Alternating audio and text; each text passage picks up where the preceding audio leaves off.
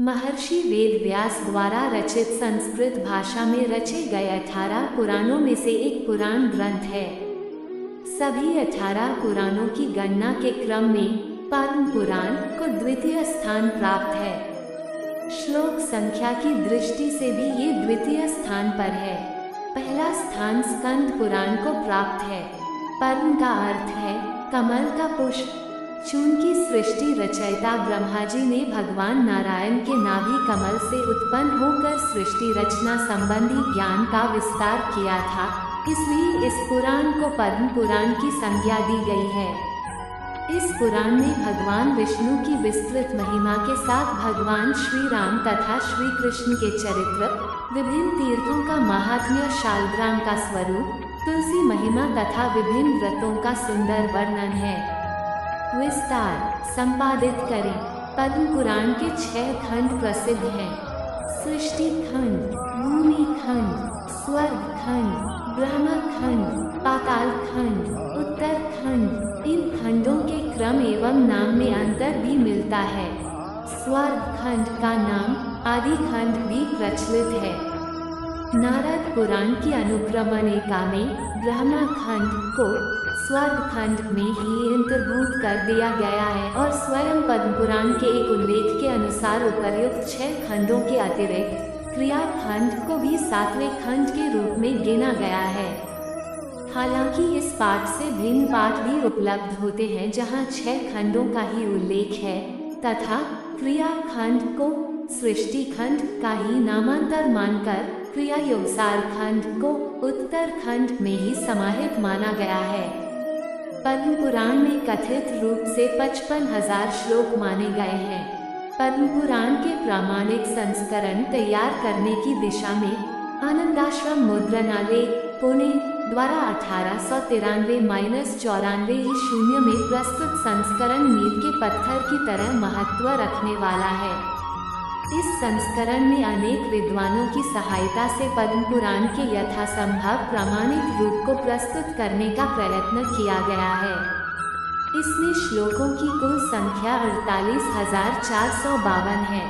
1956-58 ईस्वी में Mansukh रायमूर 5 Clive rock Kolkata द्वारा प्रस्तुत संस्करण में वेंकटेश्वर प्रेस बम्बई से प्रकाशित प्राचीन संस्करण को ही आधार बनाया गया, क्योंकि आनंद आश्रम से प्रकाशित संस्करण में श्लोक संख्या 55,000 से बहुत कम थी। 5 हालांकि वेंकटेश्वर प्रेस के संस्करण के श्लोकों को गिना नहीं गया था और अनुमान से ही उसे 55,000 श्लोकों वाला मान लिया गया था। मनसुख रायमूर से प्रकाशित संस्करण ही अब चौखंबा संस्कृत सीरीज ऑफिस वाराणसी से प्रकाशित है। निम्न तालिका से दोनों संस्करणों की अध्याय संख्या सहित श्लोक संख्या की एकत्र जानकारी प्राप्त की जा सकती है। ये ध्यातव्य है कि आनंदाश्रम संस्करण में स्वर्ग खंड का नाम आदि खंड है और उसे ही सबसे पहले दिया गया है तथा सृष्टि खंड को पाताल खंड के बाद एवं उत्तर खंड से पहले दिया गया है। उपर्युक्त तालिका में इन खंडों को भी मनसुख रायमूर = चौखंबा संस्करण के अनुसार ही व्यवस्थित करके संख्या दी गई है। विषय वस्तु: ये पुराण सर्ग, प्रतिसर्ग, वंश, मनरत्न और वंशानुचरित इन 5 महत्वपूर्ण लक्षणों से युक्त है। भगवान विष्णु के स्वरूप और पूजा उपासना का प्रतिपादन करने के कारण इस पुराण को वैष्णव पुराण भी कहा गया है। इस पुराण में विभिन्न पौराणिक आख्यानों और उपाख्यानों का वर्णन किया गया है, जिसके माध्यम से भगवान विष्णु से संबंधित भक्तिपूर्ण कथानकों को अन्य पुराणों की अपेक्षा अधिक विस्तृत ढंग से प्रस्तुत किया है। पद्म पुराण सृष्टि की उत्पत्ति अर्थात ब्रह्मा द्वारा सृष्टि की रचना और अनेक प्रकार के अन्य ज्ञानों से परिपूर्ण है तथा अनेक विषयों के गंभीर रहस्यों का इसमें उद्घाटन किया गया है। इसमें सृष्टि खंड, भूमि खंड और उसके बाद स्वर्ग खंड महत्वपूर्ण अध्याय है। फिर ब्रह्म खंड और उत्तर खंड के साथ क्रिया योग सार भी दिया गया है। इसमें अनेक बातें ऐसी हैं जो अन्य पुराणों में भी किसी न किसी रूप में मिल जाती हैं, किंतु पद्म पुराण में विष्णु के महत्व के साथ शंकर की अनेक कथाओं को भी लिया गया है। शंकर का विवाह और उसके उपरांत अन्य ऋषि मुनियों के कथानक तत्व विवेचन के लिए महत्वपूर्ण है। पद्म पुराण के कुल 7 खंडों का संक्षिप्त परिचय इस प्रकार है। 1. सृष्टि खंड। इस खंड में भीष्म ने सृष्टि की उत्पत्ति के विषय में पुलस्त्य से पूछा। पुलस्त्य और भीष्म के संवाद में ब्रह्मा के द्वारा रचित सृष्टि के विषय में बताते हुए शंकर के विवाह आदि की भी चर्चा की। 2.